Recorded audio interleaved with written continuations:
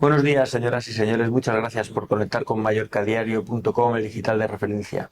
Bienvenidos a esta sesión que vamos a compartir hoy con una veterana política de Baleares, una veteranísima política de Mallorca, Rosa Estaràs, con motivo de las próximas elecciones europeas que se celebrarán el día 9 de junio. Rosa Estaràs nació en el año 1965 en Valldemossa, es una veterana, como digo, veterana política del Partido Popular y ha sido diputada en el Parlamento, por supuesto, ha desempeñado diferentes cargos en el gobierno autonómico, también en la administración local y en la administración insular. Por citar los últimos cargos que ostentó en el gobierno de las Islas Baleares, fue vicepresidenta y consellera de presidencia entre el 2003 y 2007. Ella es eurodiputada desde el año 2009, por lo que se ha presentado ya a 3 comicios y en estos son los cuartos a los que se va a presentar. No creo que haya muchos eurodiputados que puedan ostentar este currículum. En las elecciones del próximo día 9 de junio va como número 7 de la lista que encabeza Dolors Montserrat. Muy buenos días, Rosa. Buen día, buenos días. Muchas gracias por estar con nosotros. Gracias a vosotros. Vamos a intentar ser breves en las respuestas, pero que eso no vaya en mengua de lo que queremos explicarle a nuestros espectadores. Le quería preguntar, en primer lugar, una generalidad. ¿No le parece que en esta campaña, ya en estas elecciones, se está hablando muy poco de Europa y mucho de política nacional, o es algo que siempre ha sucedido? No, esta vez es mucho más intenso el debate nacional porque España está conculcando los valores europeos.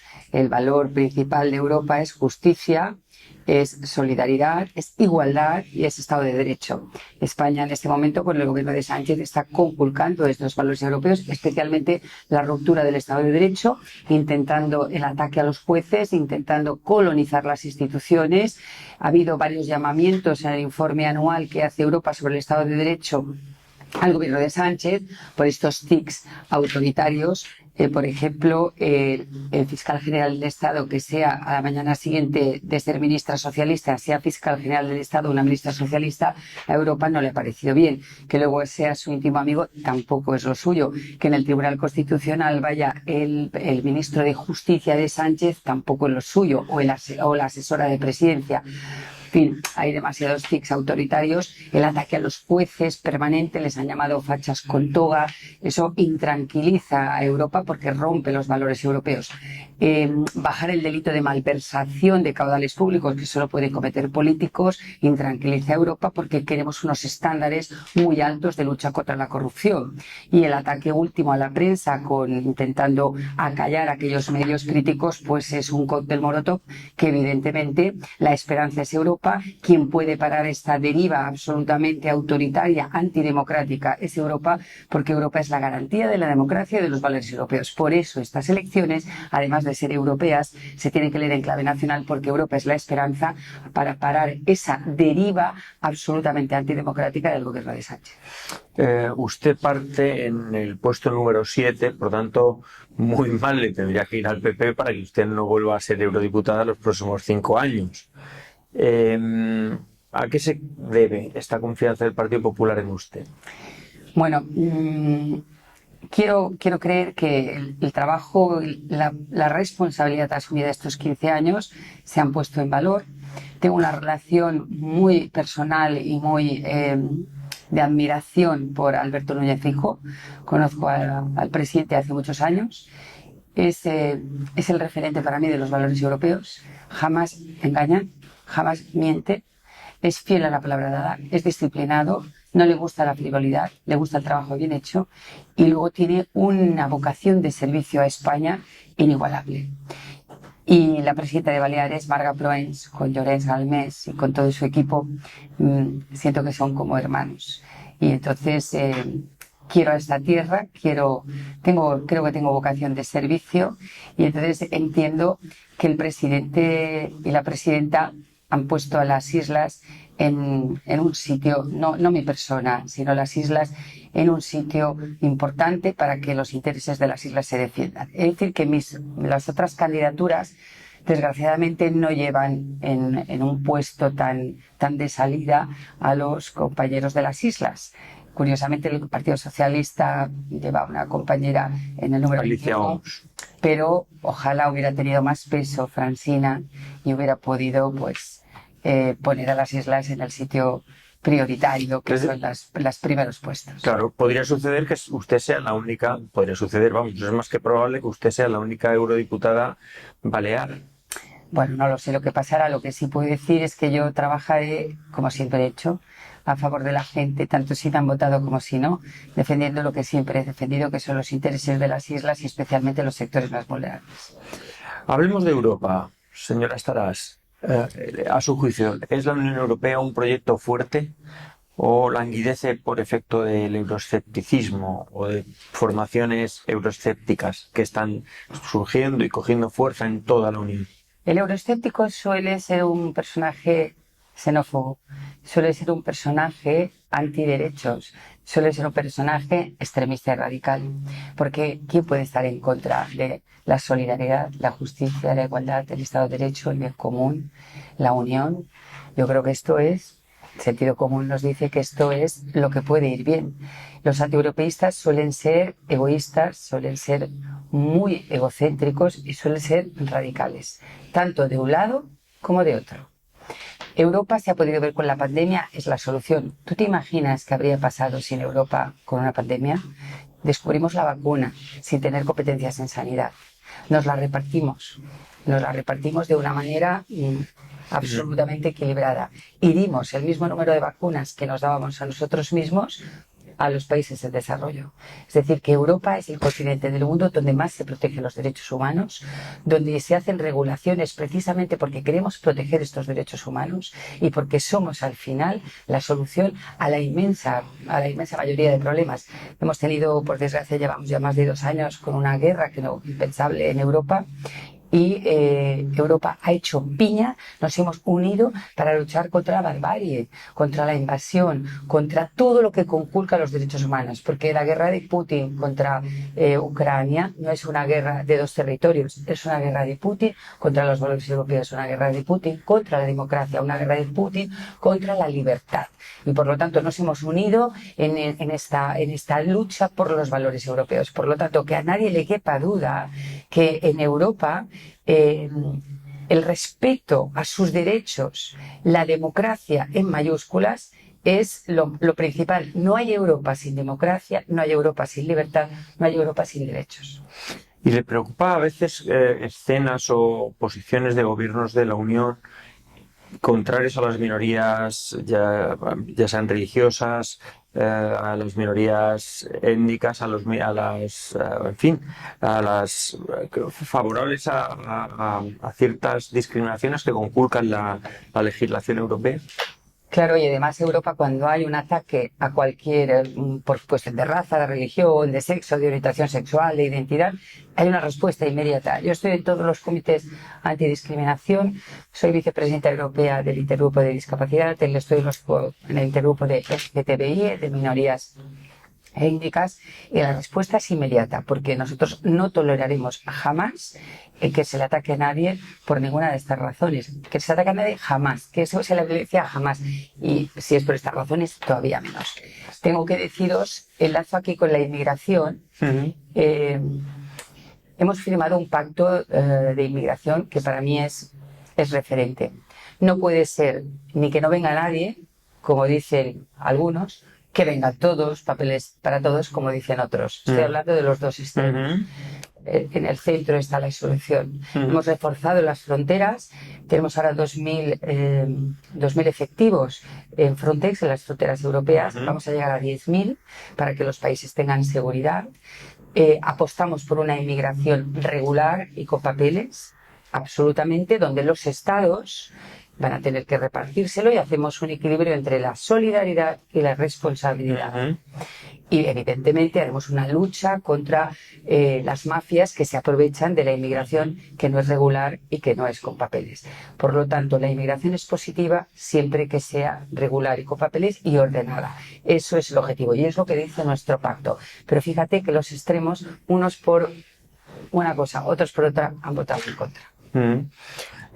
Hemos mencionado hace un momento la guerra en Ucrania. ¿Usted y su formación son partidarios de aumentar el gasto militar para impedir que Putin se salga con la suya y que se anexione Ucrania o parte de Ucrania, que es su objetivo?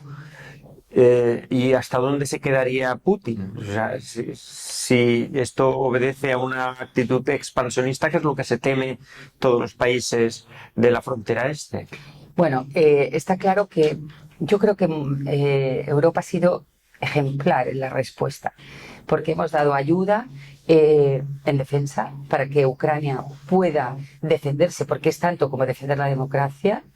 Desgraciadamente España tiene un gobierno donde hay división, porque unos darían, otros no darían, boicotean y por lo tanto no creo que sea el modelo a seguir.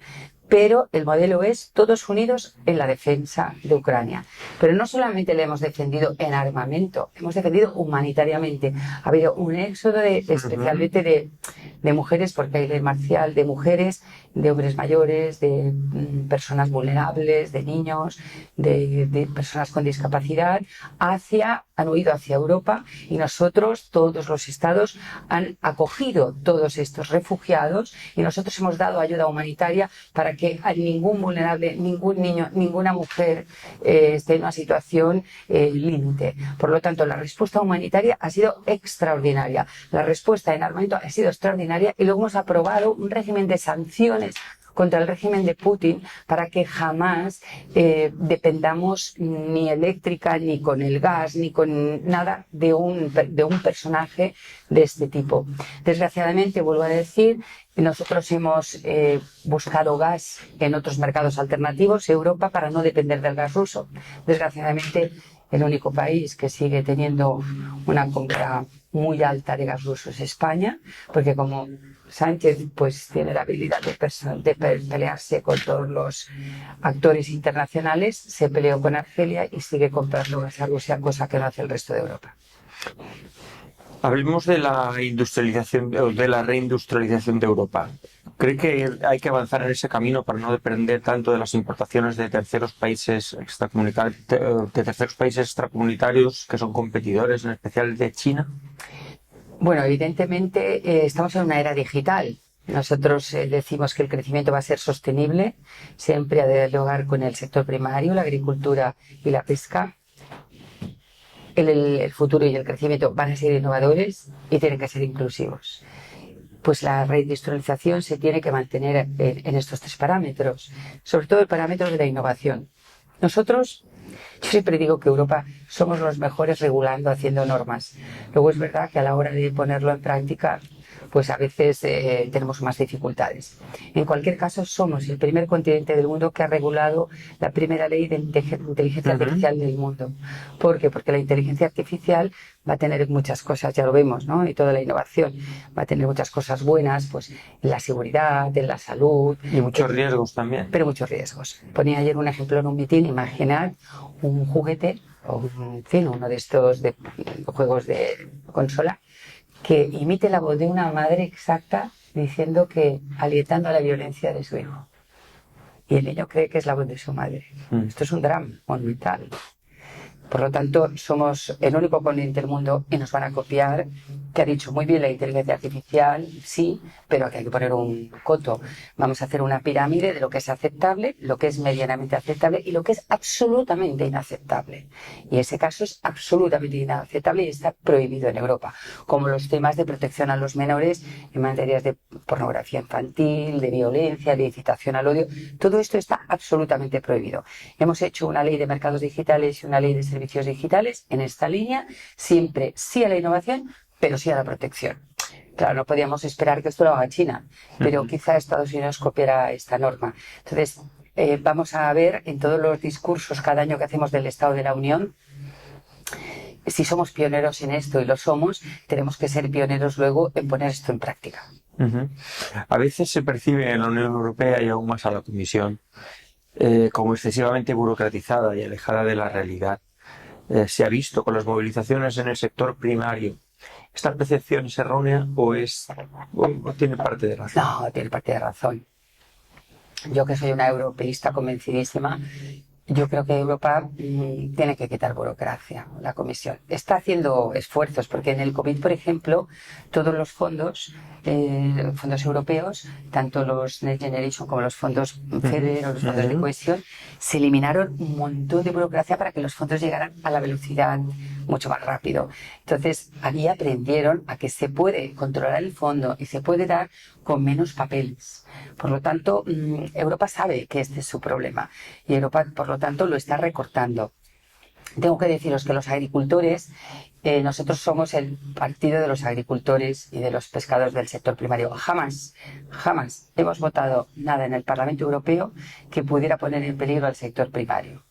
Voy a poner un ejemplo. Nosotros votamos en contra de la PAC porque les obligaba a muchas más cosas, con mucha más burocracia y con mucho menos rentabilidad. Y es un sector que ya está en el límite. Hemos votado en contra de la estrategia de la granja a la mesa, por lo mismo. Y, por supuesto, de la ley de restauración de la naturaleza. Estas 3 leyes han sido aprobadas por el Grupo Socialista. Nosotros somos el partido del campo y los vamos a seguir protegiendo. En una cuestión que atañe a Baleares en especial y que usted conocerá, porque el viernes pasado, en fin, no el viernes pasado, viene de atrás, que hay gente que plantea la necesidad de hacer frente a la emergencia habitacional que atenaza a Baleares con medidas que quizá bordean lo que la Unión Europea permitiría hacer. ¿Cree que es posible limitar la compra de vivienda a extranjeros? Obviamente hablo de extracomunitarios. ¿Según la normativa comunitaria? Es imposible. Esto ya está más que estudiado. Yo lo he pedido a la propia comisión, me interesé por este tema y me contestaron que no, porque sería ir contra el principio de libre circulación, el mercado, el principio de igualdad de oportunidades. Y tenemos que explorar otras vías, que la prohibición a secas. Hay 1000 informes. Esto lo prometió el gobierno de Armengol hace unos años y la comisión ya le contestó. Entonces, yo soy de la opinión de no engañar a la gente, no engañemos a la gente. Hay un problema real de masificación. La gente tiene la sensación de que estamos en mayo y todo el mundo la frase es que pasará en agosto. Pero yo siempre digo que este debate tiene que ser con mucho sentido común. Vivimos del turismo, representa la mayor parte de nuestro Producto Interior Bruto. Por lo tanto, jamás hablar mal del turismo. Nosotros, después de un pacto de izquierdas muy duro que alentaba contra el turismo, nosotros tuvimos que hacer una campaña que se llamaba Un turismo a un amigo. Jamás demonizar el turismo. Lo que pasa es que para que el turismo siga siendo lo que es nuestra fuente de riqueza, tiene que ser sostenible. Sostenible quiere decir, tiene que tener limitaciones.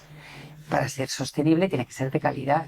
Calidad no significa 5 estrellas, Calidad significa que cada uno encuentre lo que busca, el montañero, el excursionista, el que hace ciclismo, el que quiere turismo de congresos, el que quiere turismo sanitario, todo con calidad. Cada uno tiene que encontrar lo que busca con calidad.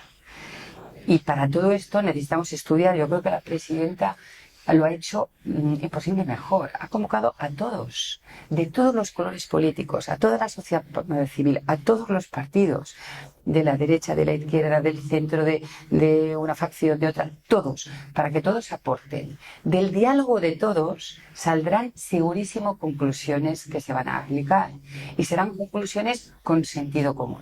Como siempre, en Europa, eso es un valor europeo, el diálogo, porque nadie tiene mayoría. Como siempre, del diálogo, de escuchar a uno, siempre luego se encuentra el punto intermedio, que es el punto de Sein, de ánimo o de sentido común. Entonces, la presidenta y el gobierno están estudiando este tema con una velocidad inusitada, porque hace 11 meses que llegaron al gobierno y ya se ha puesto manos a las obras. Piensa que esta masificación no es de hoy para mañana. Esta masificación lleva muchos años y el pacto de izquierdas amplió 115.000 plazas. Claro, pero nosotros nos hemos arromangado y no le quepa a usted ninguna duda que con todo el activo, todo el volcado que habrá de ideas, vamos a dar en el clavo para poder regular este tema con sentido común. Ha mencionado usted el diálogo y me parece muy interesante porque desde Vox se acusa a PP y al PSOE de ir de la mano en el Europarlamento. Mira, me gusta que me hagas esta pregunta. A mí los antieuropeos no me gustan. Esta legislatura ha sido una legislatura que hemos aprobado la Ley de Inteligencia Artificial, el Pacto Migratorio, el Pacto Verde. Pídele a Vox si ha votado en todos estos temas. Hemos votado una estrategia europea de cuidados para poner en valor la figura del cuidador y del cuidado. Pídele a Vox que ha votado. ¿Ha votado en contra? Hemos aprobado una tarjeta europea de discapacidad. Pídele a Vox que ha votado. Usted me lo dirá. Ha votado abstención, se ha abstenido de la tarjeta europea de discapacidad. Y también los de Podemos. Los extremos a veces se juntan. La directiva contra la violencia contra las mujeres, que ha votado Vox, se ha abstenido. Y también los de Podemos. La directiva de transparencia salarial, que ha votado Vox, no ha votado a favor. Y tampoco los de Podemos. La directiva de salarios mínimos, que ha votado Vox, no ha votado a favor. Y tampoco los de Podemos. Y así hasta el final. ¿Cómo se construye Europa? Votando a favor de estas directivas, negociando con todos y sacando de todos lo de siempre, el punto intermedio, el equilibrio, el balance que decimos nosotros. ¿Y por qué eso sucede en Bruselas y en Estrasburgo y no puede suceder aquí en España? Porque el Partido Socialista Europeo no se juntaría nunca ni con primos de terroristas, ni con independentistas que quieren romper el Estado de Derecho, ni con ultracomunistas. Esta es la diferencia. Hablemos de insularidad. ¿Cree que las instituciones comunitarias están suficientemente concienciadas sobre los problemas peculiares que afectan a los habitantes de las islas del continente? Sí, porque nosotros tenemos allí, no somos la única isla, hay muchísimas islas, entonces las islas nos hemos juntado. Los ultraperiféricos, como son muy pocos, es fácil resolver, es dificilísimo resolver sus inquietudes, pero están mucho más visibles, pues son 4. Azores, Madeira, Canarias, y entonces están muy presentes. Nosotras las islas somos muchísimos, pero reivindicamos cada día que en todos los repartos de fondos haya un indicador que sea el que equilibre la insularidad, el que nos compense. Estamos los griegos, los finlandeses, los del mar Báltico, los italianos, nosotros, todos reivindicando para que esta insularidad se compense. En el tema del reglamento de minimis ha venido la propia presidenta a poder negociar un plan especial para las islas. En los fondos transnacionales también estamos permanentemente. Es importante tener las gafas de insularidad, porque en todo aquello que debatimos, es igual si es energía, si es medio ambiente, si es digitalización, si son fondos europeos, si es economía, si son sectores vulnerables, siempre haya, y ese es uno de mis trabajos, un artículo que diga, y tratamiento especial para las islas, para que nos hagan simple planes adaptados, porque la insularidad tiene muchos hándicaps. Yo para ir ayer a la manifestación tuve que coger un avión, que por cierto me cancelaron el vuelo de las 8 y tuve que coger el AVE que casi no llego. Pero también mis compañeros vinieron, pues mi compañera de La Rioja vino en bus o en tren. Entonces es muy complicado. Hay que estar en las islas, ya no te digo los que viven en una segunda o tercera isla, pues la segunda pues es complicado. Entonces tenemos que recibir ayudas compensatorias, no para ser más, sino para ser iguales. Pues vamos a ir terminando, porque hemos hablado de derechos, hemos hablado de inmigración, hemos hablado de seguridad, y creo que es importante y no podemos dejar de mencionar la cuestión energética de transición ecológica y de cambio climático. ¿Qué proponen ustedes en este aspecto, que es una cuestión que ya preocupa muchísimo a la ciudadanía en general de toda Europa? Bueno, nosotros hemos aprobado muchas directivas de eficiencia energética, hemos aprobado un gran pacto verde y dentro de este pacto pues hay una parte del transporte marítimo, transporte aéreo, transporte por carretera, eficiencia energética, edificios, es decir, vamos a cada vez más a trabajar en una transición para poder ser más sostenibles y para poder llegar al objetivo de descarbonización de aquí al año 2050. La diferencia entre en los extremos de un lado y de otro es que en un extremo no habrían aprobado nada y en el otro lo habrían aprobado de hoy para mañana. Nosotros en el punto intermedio, como siempre, pidiendo una transición con tiempo, que todo el mundo se pueda adaptar. Hemos pedido prórrogas en los plazos para que la transición no sea de hoy para mañana con un coste insalvable para las familias, para los agricultores, para los ciudadanos, y que nos pudiéramos ir adaptando. Hemos conseguido algunas de estas prórrogas y, por lo tanto, una transición con sentido común. Ser sostenible y ir hacia la sostenibilidad, que no hay ninguna duda que es una obligación en todos los sentidos, cuesta dinero. Porque tú no puedes cerrar una energía y abrir otra si no estás preparado. Para cerrar una energía que contamina tienes que tener otra que esté abierta. Entonces tenemos que hacer una transición. Y esta transición hay que hacerla con mucho tiento y con mucho sentido común. Esto es lo que ha hecho el Grupo Popular, trabajar en esta descarbonización, trabajar en este cambio climático, pero siempre con sentido común, ampliando plazos para que nos podamos adaptar. Y no cerrar una energía si no tienes otra. Es decir, apostamos por la electrificación, pero a la vista está que todavía falta mucho por hacer. Bueno, pues, y con incentivos, y siempre con el lema de quien contamina paga, quien deja de contaminar cobra. Y además, si produce energías limpias, cobra. Pero parece que toda esta legislación quizá desatiende las peculiaridades de los archipiélagos. Y le mencionaría el caso del transporte de mercancías por vía marítima, donde las exigencias de biocombustibles son irreales porque no están comercializándose y porque todo ese aumento de costes va a repercutir en la ciudadanía. Claro, esta directiva precisamente fue el reporter José Ramón Bouzá, y se excepcionó en tema de biocombustibles a las ultraperiféricas. Evidentemente tendría que ser también para las islas. Bien, ¿cuál es la idea? Es que como luego lo tiene que desplegar esta directiva el Estado miembro, el Estado miembro, en este caso España, haga la adaptación a las islas. No se ha hecho en la directiva grande, digamos en la directiva comunitaria, pero sí que el Estado miembro puede hacer esta adaptación para las islas y creo que es de obligado cumplimiento. Muy bien, pues le quería plantear si nos hemos dejado alguna cosa que le gustaría mencionar. Pues mira, hay dos temas que me preocupan mucho. Somos el país que lidera la pobreza infantil de Europa. El país con más pobreza infantil de Europa. 1 de cada 3 niños están en pobreza infantil en España y en la media en Europa es 1 de cada 5. La pobreza energética también se ha disparado a lo bestia en los últimos años. Y la cesta de la compra ha subido un 30%. Si a esto le sumas la inflación y le sumas la subida de la electricidad, pues las familias tienen dificultades para llegar a final de mes. Duplicamos el paro de la Unión Europea, el paro general, lideramos por desgracia el paro juvenil y el paro de las mujeres es el segundo país con más paro de mujeres. ¿Tú crees que se puede decir que España va con un cohete con estos datos? Lo que va con un cohete es la angustia de las familias para llegar al final de mes. Somos el 4.º país de la Unión Europea con menos emancipación de los jóvenes. Nos emancipan hasta los 30 años. Y los que tienen más dificultad para acceder a una vivienda. En fin, que yo no comprendo que se puede decir que va com un cohete si no toca son sus peus en terra, claro.